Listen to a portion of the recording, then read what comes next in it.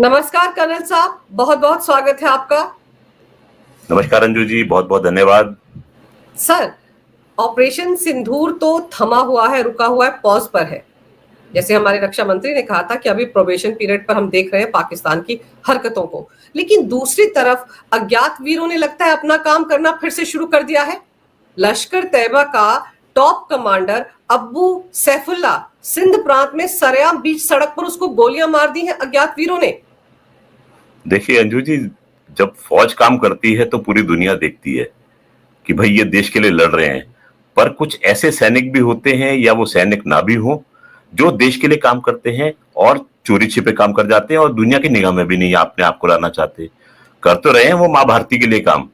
तो ठीक है, ऐसे वीर सैनिकों को भी हमारा सलाम होना ही चाहिए, जिनके लिए कि देश सर्वोपरि है और वो देश के हित में काम कर रहे हैं। तो ठीक है, अच्छी बात है, अच्छा काम कर रहे हैं। जैसे आपने बताया और हमें सबको मालूम है कि ये लश्कर का आतंकवादी था अबू सैफुल्लाह, जिसको कि मारा गया है ये मतली फलकारा चौक में, सिंध प्रांत के। अच्छा, इसकी खास चीज ये है कि ये व्यक्ति जो है, व्यक्ति क्या बोले, ये आतंकवादी जो है, ये 2006 के नागपुर में जो आरएसएस का जो कार्यालय है उस पर जो अटैक हुआ था, उस पे इसका हाथ था, ये मास्टरमाइंड था उसका। दूसरा, आपको ध्यान होगा, रामपुर, रामपुर यानी कि श्रीनगर के पास वाला रामपुर, उसके सीआरपीएफ कैंप पे जो हमला हुआ था उसका ये मास्टरमाइंड था। आईआईएससी बैंगलोर पे जो अटैक हुआ था बहुत पहले, आपको ध्यान होगा क्योंकि इस अटैक को करीब 20 साल हो चुके हैं, 2005 में अटैक हुआ था, उसमें इसका हाथ था। तो ये काफी भारत पे हुए अटैक के पीछे था, उसका मास्टरमाइंड था। पर सर, क्या इसका कोई कनेक्शन वो जो सैफुल्लाह खालिद उर्फ कसूरी है, जो पहलगाम आतंकवादी हमले का मास्टरमाइंड है, उससे भी कोई कनेक्शन हो सकता है? अंजू जी, जब पहले इसका नाम मैंने सैफुल्लाह सुना था तो मुझे लगा ये कहीं उसका एलियस तो नहीं है, सैफुल्लाह कसूरी या सैफुल्लाह खालिद का। आपको ध्यान होगा 12 तारीख को इन 7 आतंकवादियों की मीटिंग जो थी वो होनी थी कराची में। तो इनकी लिस्ट जो है वो इस प्रकार से थी, पहला नाम था उसमें सैफुल्लाह खालिद उर्फ सैफुल्लाह कसूरी का।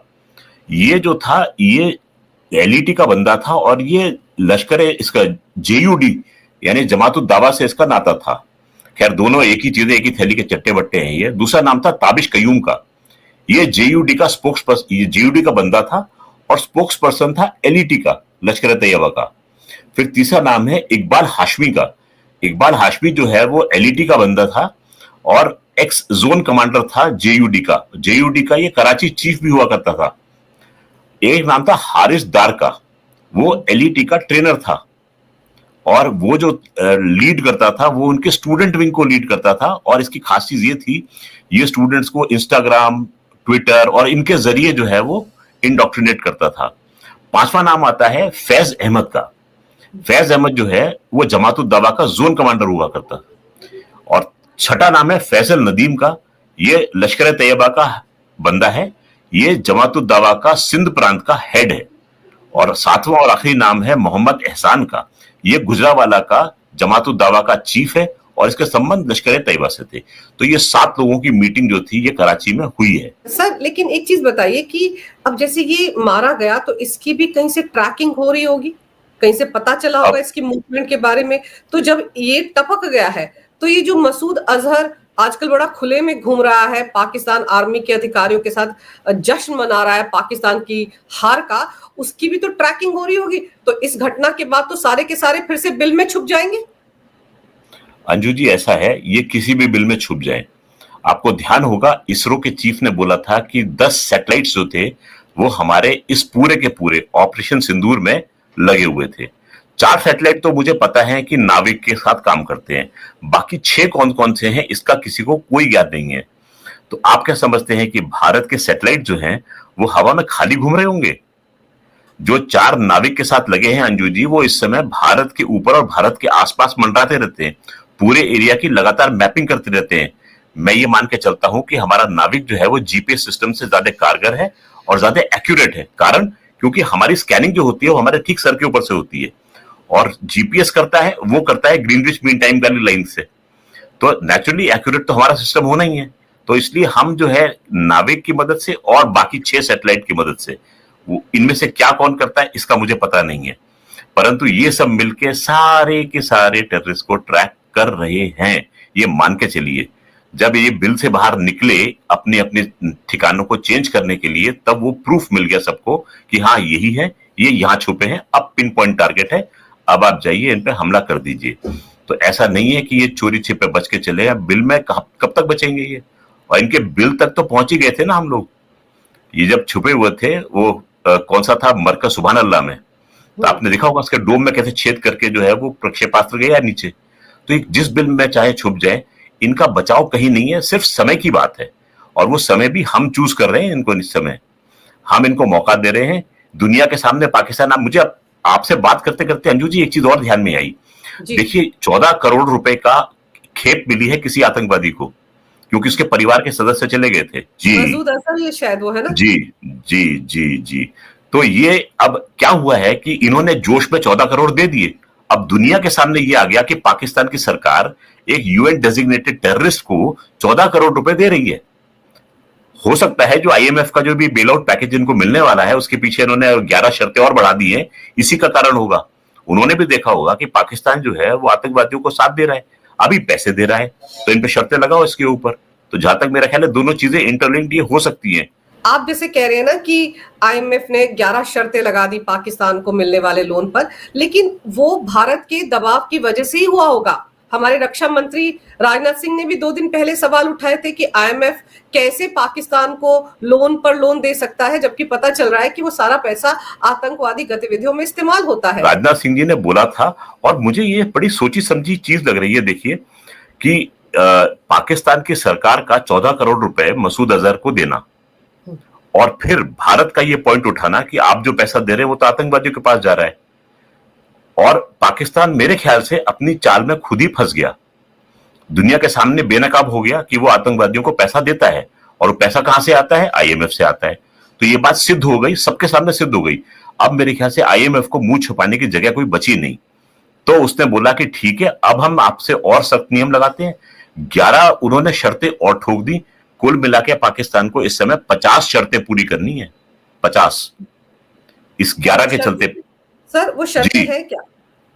जी अंजू जी, सबसे पहली शर्त जो है वो कहते हैं कि आपका जो कि 17.6 ट्रिलियन का एक फेडरल बजट है, भगवान जाने इनके पास में 17.6 बिलियन कहां से, ट्रिलियन कहां से आएंगे बजट के लिए। खैर ठीक है, बजट है, उसको पहले आप अप्रूव कीजिए, सबसे पहली शर्त। दूसरी शर्त है एग्रीकल्चरल इनकम टैक्स रिफॉर्म कीजिए, यानी कि टैक्स पेयर का आइडेंटिफाई कीजिए, उनको रजिस्ट्रेशन कीजिए। मतलब इन दो को पढ़ने के बाद ही मुझे लग रहा है कि इनके बस की बात है नहीं कि ये शर्तें 11 तक पहुंच भी पाएंगे, ये 2 में ही ढेर हो जाएंगे। खैर पढ़ लेते हैं अपनी नॉलेज के लिए। गवर्नेंस रिफॉर्म स्ट्रैटेजी इनके पास ना तो कोई रिफॉर्म है, ना गवर्नेंस है, ना कोई स्ट्रैटेजी है। भगवान जानता है क्या करेंगे।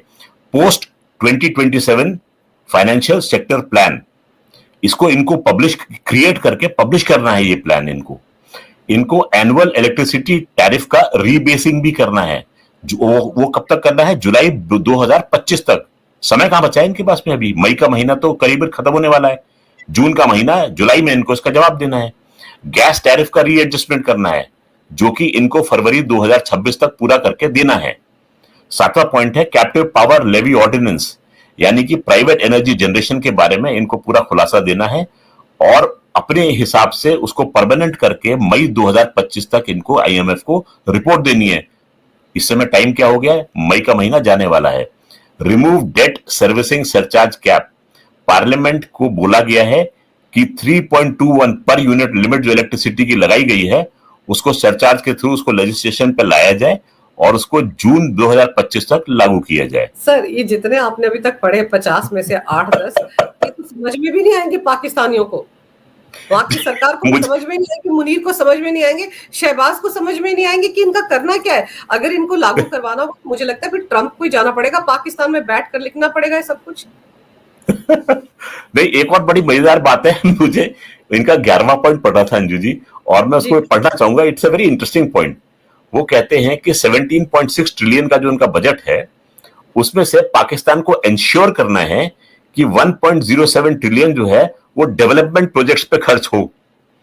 मतलब आपने ऐसी शर्त लगाई है जो कभी पूरा नहीं कर सकते। इनके डेवलपमेंट के नाम पे होता क्या है, अगर ये डेवलपमेंट पे खर्च कर देंगे तो आसिम मुनीर की जेब में जाएगा क्या फिर? बाकी जनरलों की जेब में क्या जाएगा सर? वहां तो हाँ, सारी की और सारी क्या?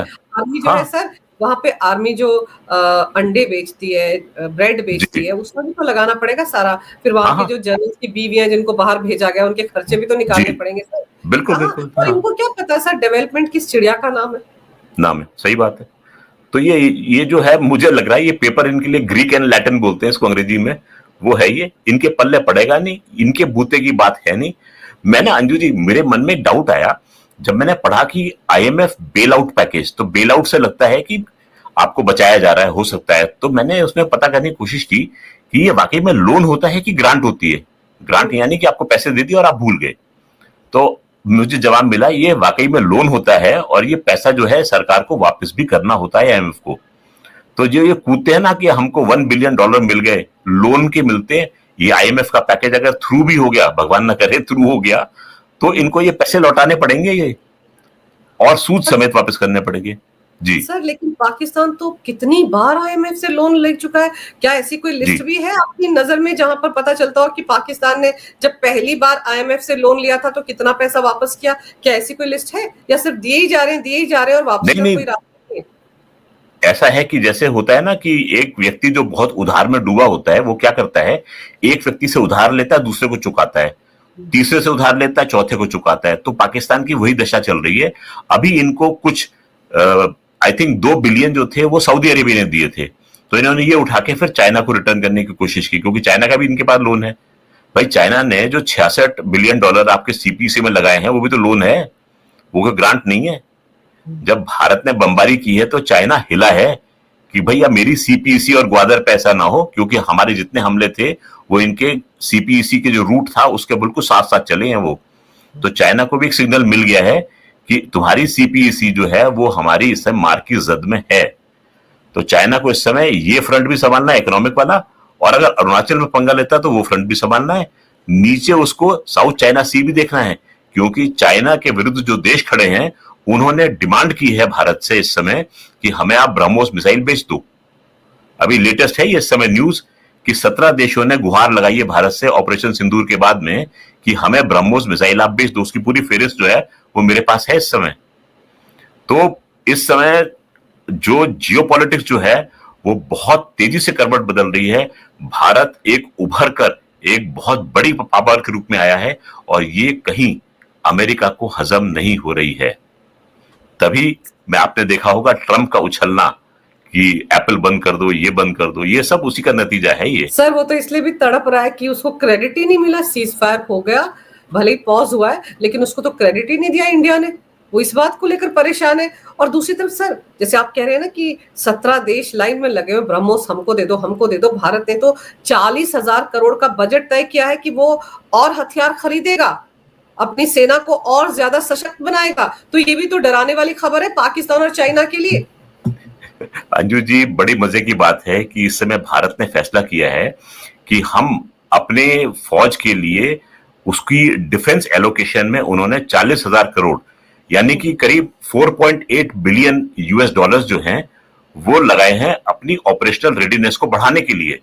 इसमें अंजू जी मैं कुछ आपको बता दूं कि इसमें है क्या क्या चीज। सबसे पहला पॉइंट है ड्रोन और सर्वेलेंस सिस्टम पे हम पैसा खर्च करेंगे। हमने इस बार हेवीली अनमैन्ड सिस्टम्स पर ध्यान दिया है, जिसमें कि हेरॉन मार्क 2 यूएवीज जो हैं वो इजराइल से आएंगे, और लॉइटरिंग म्यूनिशंस पर भी ध्यान दिया जाएगा।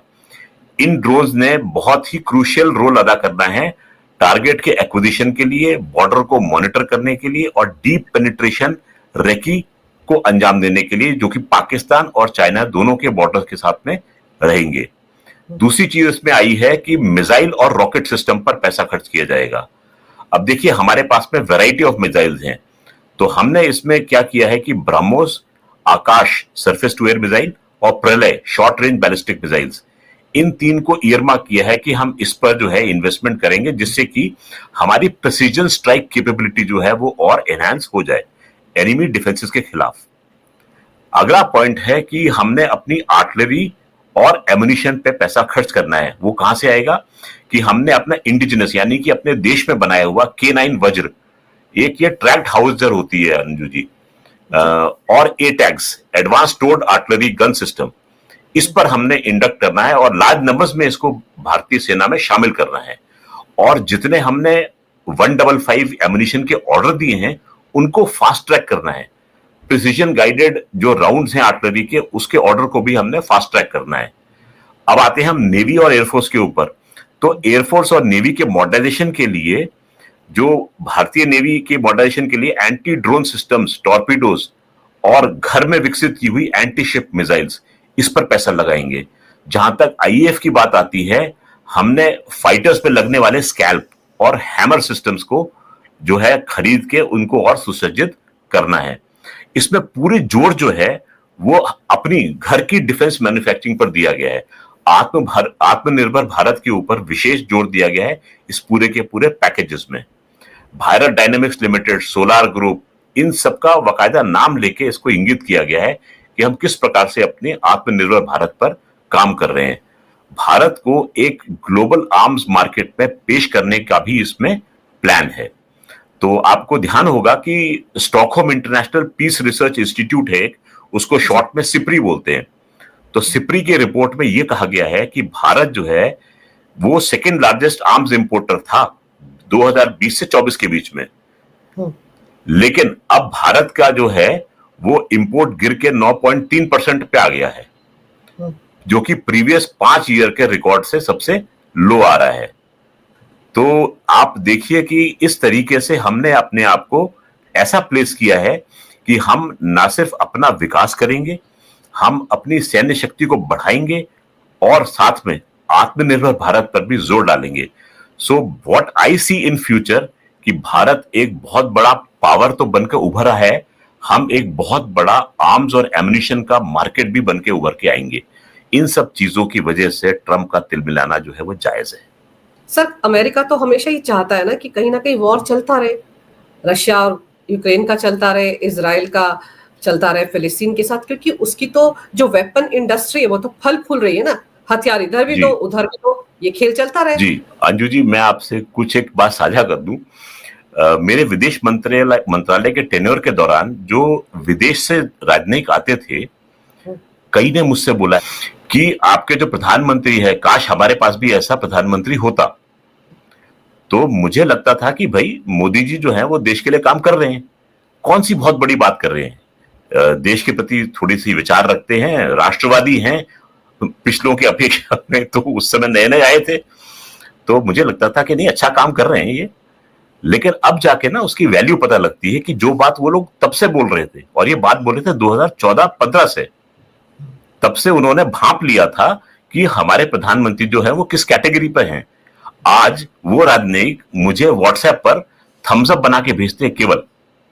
उन थम्स अप का एक बहुत बड़ा इशारा है कि हमने क्या किया है, हम कहां पहुंच गए हैं। तो देखिए, अच्छा तो लगता है अपने प्रधानमंत्री अपने देश के बारे में ऐसी बात अगर कोई बाहर वाला करे। और अंजू जी नोट कीजिए, ये अफ्रीका से आ रही है सहमति। अफ्रीका वो जगह जिसको कि चाइना मार्केट कैप्चर करना चाहता था। मुझसे अफ्रीका के राजनयिकों ने बोला था ये बात अंजू जी कि we know why China wants to help us and we know why India wants to help अस।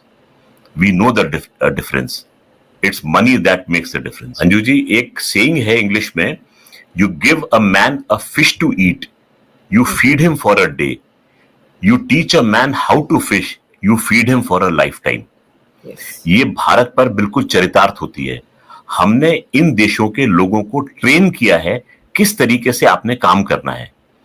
इसके बनिस्बत चीन ने क्या किया है, वहां जाकर चीजें लगाई हैं। चीजें कैसे लगाई हैं? सीमेंट अपना, वर्कर अपने, इंजीनियर अपने, आर्किटेक्ट अपने, जमीन उनकी, और वो क्या है, लोन, यानी इसका पैसा तुम हमको वापस करोगे। तो इन लोगों ने माना है कि अफ्रीकन्स जो है उन्होंने मुझसे साझा किया है कि हमें पता है कि इंडिया के पास में डीप पॉकेट्स नहीं है, लेकिन इंडिया के इंटेंशंस जो है वो प्योर हैं। सो ये लोग वाकई में हमसे सच में प्यार करते हैं। अब ऐसा है कि पैसे के आगे तो दुनिया नाचती है, तो जब उनको चाइना का पैसा दिखा तो उनको उसके पीछे भागना पड़ा। लेकिन इस युद्ध ने, मैं इसको युद्ध ही बोलूंगा क्योंकि दोनों की सशस्त्र सेनाएं जो थी एक दूसरे पर वार कर रही थी, पर इस युद्ध ने दिखा दिया है कि चीन का सामान जो है वो शाम तक भी नहीं चलेगा और भारत का चांद और उसके परे तक जाएगा।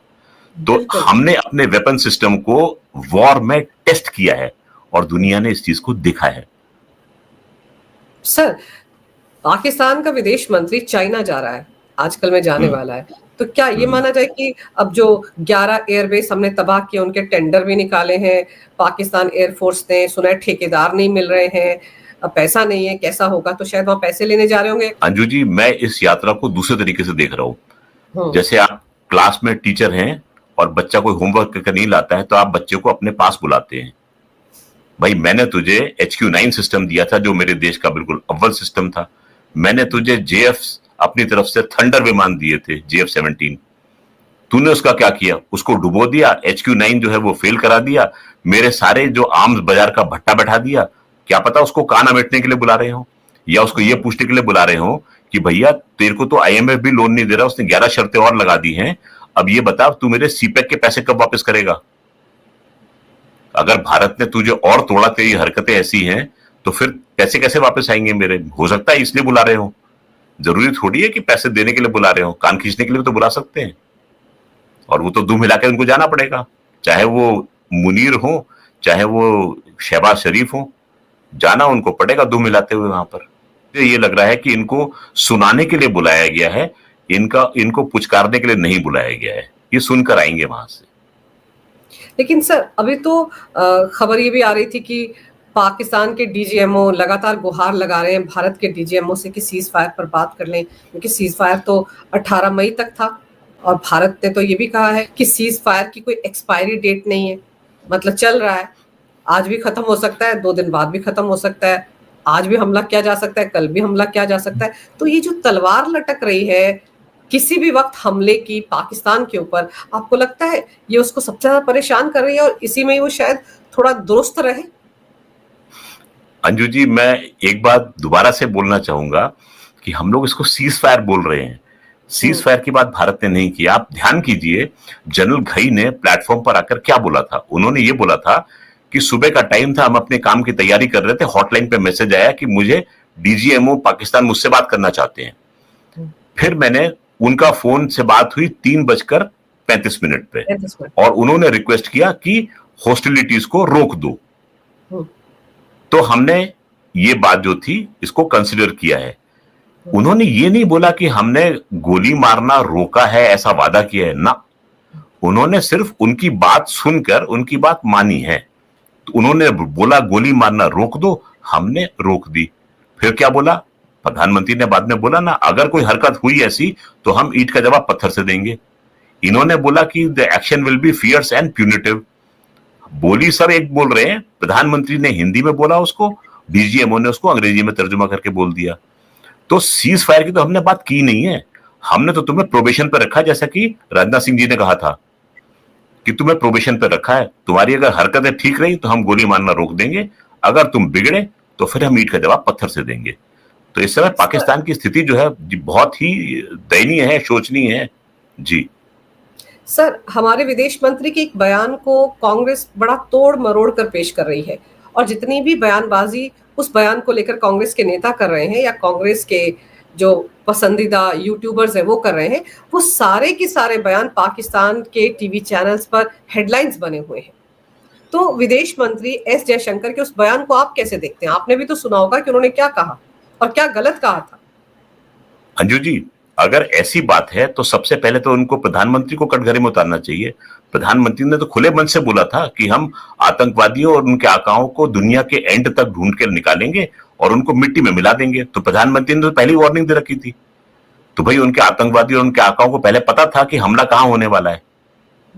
भाई विदेश मंत्री ने प्रधानमंत्री की ही बात की पुष्टि करके ये बोला कि हमने इससे पहले उनको वार्न कर दिया था, प्रधानमंत्री ने भी वार्न कर दिया था। तो विदेश मंत्री के बयान को तोड़ मरोड़ कर पेश करना जो है, एक हिंदी में शब्द होता है ओछा। अगर मैं प्रयोग करूं आपके प्लेटफॉर्म पे, हालांकि इसका प्रयोग मैं करना नहीं चाहता, परंतु ये राजनीतिक ओछापन है जो कि इतने सम्मानित प्रधानमंत्री और विदेश मंत्री के बारे में ऐसी बातें आप बोल रहे हैं। आपको शर्म आनी चाहिए कि आपकी बातों को उठाकर पाकिस्तानी मीडिया प्ले कर रहा है। मैं देख रहा हूं उस चीज को कि वो इसका फायदा उठा रहे हैं। आप ऐसी बात क्यों बोलते हैं जिससे कि दुश्मन आपका उससे फायदा उठा सके? अगर ऐसी बात आप बोल रहे हैं, जानबूझकर बोल रहे हैं, तो क्या आपके इरादे क्या हैं? आपका रुझान किस तरफ है, आपका झुकाव किस तरफ है? क्या आप भारत के सपूत नहीं है? ऐसी बात बोलने से पहले आपको 10 बार सोचना चाहिए कि मेरे किस बयान को कौन कैसे उठाएगा और मेरे देश के खिलाफ कैसे यूज कर सकता है।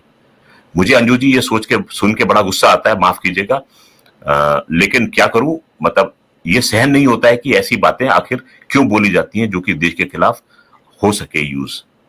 सर अब ये देखिए ना कि जब ऑपरेशन सिंदूर हुआ था उसके बाद तो ऑल पार्टी मीटिंग में सबके सुर एक जैसे थे, तब तो लगा कि कांग्रेस भी केंद्र सरकार के साथ खड़ी है। लेकिन अब धीरे धीरे करके असली रंग में राहुल गांधी भी आ रहे हैं। अब वो ये जानना चाहते हैं कि कितना नुकसान हुआ भारतीय सेना को ऑपरेशन सिंदूर में। वो ये भी जानना चाहते हैं कि कितने जहाज गिरे हमारे, जबकि हमारे डीजीएमओ स्तर के अधिकारी जानकारी दे चुके हैं कि हमारा कोई भी विमान जो है उसको नुकसान नहीं हुआ है, सब सेफ है, हमारा कोई पायलट भी पाकिस्तान की कस्टडी में नहीं है। ये बातें हमारे सैन्य अधिकारी बता चुके हैं। उसके बावजूद राहुल गांधी पूछ रहे हैं कि कितने रफाल गिरे हैं, उनका नंबर चाहिए, गिनती चाहिए उनको, बिल्कुल पाकिस्तानी भाषा बोल रहे हैं। अंजू जी, मेरे ख्याल से ये एक ओछी राजनीति की पूरी मिसाल है। ये आपको राजनीति करनी है तो कृपया सेना को तो बख्श दीजिए। आपके पास राजनीति के लिए मुद्दे कम पड़ गए हैं क्या, जो हमेशा सेना को आप घसीटने की कोशिश करते हैं? आपको ध्यान आएगा 2008 में जब मुंबई पर हमला हुआ था, तब तो इनको ऐसी बात नहीं सूझी थी, तब इन्होंने कभी भी नहीं पूछा था इसके बारे में। उस समय हमको क्यों नहीं ऑर्डर दिया इन्होंने जाके हमला करने के लिए पाकिस्तान पर, जबकि सारे के सारे सबूत थे। उनके टीवी स्टेशन ने जाके दिखाया था घर आतंकवादी का, कसाब का, कि यहां से आए थे टेररिस्ट। फिर भी आपको यकीन नहीं आया। आपने खाली उनको डोजियर पकड़ाया और दुनिया को वहां पर शांत कर दिया। आपने हमें क्यों नहीं जाने दिया वहां पर? उस समय के एयर चीफ ने बयान दिया है बाकायदा कि हम तो तैयार थे, हम वेट कर रहे थे इसके लिए। एक तरफ तो आप भारतीय सेना के हाथ बांध देते हैं, उनको एक्शन करने से रोकते हैं, और दूसरा जब वो एक्शन कर रही होती है तो उस पर क्वेश्चन उठाते हैं। ये क्या सिग्नल देता है अंजू जी आपको कि भारतीय सेना जो है वो कुछ काम सही नहीं कर रही है, या आप उसको हमेशा नीचा दिखाने की कोशिश कर रहे हैं? आप क्या भारतीय सेना के साथ में है, क्या दुश्मन के साथ में है? अगर आप क्वेश्चन कर रहे हैं जबकि डीजीएमओ ने साफ साफ बता दिया है कि क्या हुआ है, आपको उस पर भी अगर यकीन नहीं है और राजनीति चमकानी है, तो आप कृपया अपने आप को भारतीय सेना के हवाले कीजिए। आपको हम उस पार पहुंचा देंगे। जाके सबूत ढूंढकर अपने आप पुख्ता कर लीजिए कि भारतीय सेना ने क्या किया है। पता नहीं कहां से आते हैं ऐसे लोग। अंजू जी, जब बालाकोट का एयर स्ट्राइक हुआ था तो दिल्ली के उस समय के मुख्यमंत्री जो थे, उन्होंने प्रश्न किया था कि हमने क्या किया है, पेड़ गिराए हैं, कौवे मारे हैं, या क्या किए, उसका प्रूफ चाहिए। तो मैंने आप ही के चैनल पे शायद बोला होगा कि मेरा मन करता है कि उनको मिसाइल के आगे बांधकर, हालांकि मैं मिसाइल को इतना गंदा नहीं करना चाहता कि ऐसे व्यक्ति को उसके आगे बांधूं, पर उसको प्रूफ चाहिए तो उसको आगे बांधकर वहां भेजना चाहिए। तो क्या अगली ब्रह्मोस जो जाएगी वो किसको लेके जाएगी? जो प्रश्न करते हैं कि सैनिक कार्रवाई में क्या हुआ उसका उनको प्रूफ चाहिए, अगले प्रक्षेपास्त्र के आगे बांधकर उसको या उसके घर वालों को ले जाना चाहिए, वहां देख के आओ जाओ। अगर तुमको शक है तो चलो भारतीय सैन्य सेना के साथ में कंधे से कंधा मिला के खड़े हो, जैसे कि मोदी जी गए थे, आदमपुर एयरबेस में गए थे ना, वो जवानों के बीच में घूम रहे थे। तो वैसे आप भी आगे जाइए, फ्रंट पे जाइए, वहां जाके जायजा लेकर आइए। यहां बैठ के अपने एयर कंडीशन ड्राइंग रूम्स में, जहां पर 5-6 कैमरे आपके मुंह के आगे लगे हैं, आप अनर्गल प्रलाप करते रहते हैं। इसमें कौन सी शराफत है? ये कौन सी राजनीति हुई? सर ये वोट बैंक की राजनीति है ना, उस तबके को भी तो खुश करना है उनको जहां पर वो मुस्लिम तुष्टिकरण का राग छेड़ते आए इतने सालों से। अंजू जी, मैं कहता हूं आपको वोट बैंक की राजनीति करनी है, करिए। मुद्दे आपके पास में बहुत हैं देश में। भारतीय सेना को बख्श दीजिए, हमें अपना काम करने दीजिए।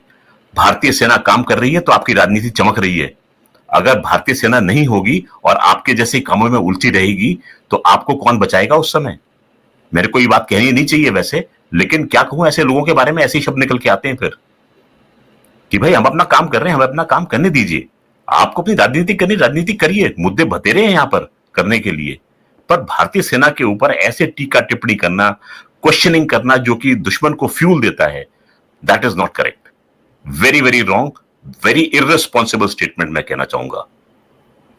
पर सर एक चीज और है ना कि आप देखिए कि हम तो पहलगाम हमले के बाद से कह रहे हैं कि हम पाकिस्तान में जो टेररिस्ट ठिकाने हैं जहां पर उनके लॉन्च पैड है उनको टारगेट करेंगे। पाकिस्तान की जनता के खिलाफ कुछ नहीं करना चाहता था भारत, पाकिस्तान की आर्मी के खिलाफ भी नहीं करना चाहता। इसमें नया क्या था? लेकिन टाइम तो हमारा होगा ना, बंदूक भी हमारी होगी, गोली भी हमारी होगी, ये तो हम कहते आ रहे हैं। लेकिन ये तो ये फैला रहे हैं कि विदेश मंत्री ने शायद 7 तारीख की रात को जो ऑपरेशन किया भारत ने, उसके बारे में पहले जानकारी दे दी। मतलब कहने का ये कि उन्होंने 6 तारीख को शाम को उनको फोन किया था कि भाई हम आ रहे हैं, हमारा वेलकम करो। ये कहना चाह रहे हैं राहुल गांधी और उनकी पार्टी के लोग। अंजू जी, अब मैं क्या बोलूं, सिर्फ ओछी राजनीति है, इसके आगे मुझे कोई शब्द सूझता नहीं है ऐसे लोगों के लिए। आप इस समय आपको देश के साथ, देश की सेनाओं के साथ खड़ा होना चाहिए। क्वेश्चनिंग तो सवाल ही पैदा नहीं होता। कोई भी समझदार, हम अमेरिका को बोलते हैं कि अमेरिका में ये होता है वो होता है, लेकिन अमेरिका के खिलाफ अगर कोई कदम उठाता है तो अमेरिका का कोई भी व्यक्ति चू नहीं करता है उनकी लीडरशिप के खिलाफ।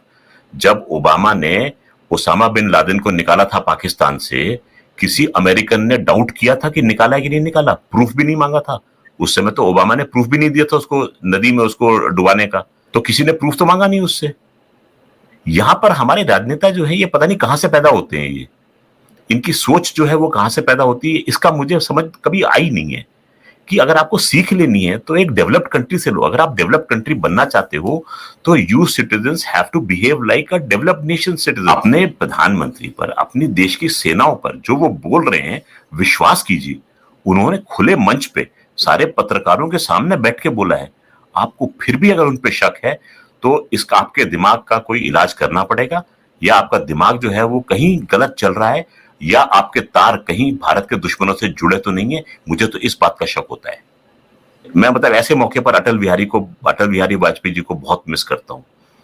उन जैसा स्टेट्समैन जिन्होंने ऑपोजिशन के लीडर होने के बावजूद उनको भेजा गया था भारत की पैरवी करने के लिए यूएन में।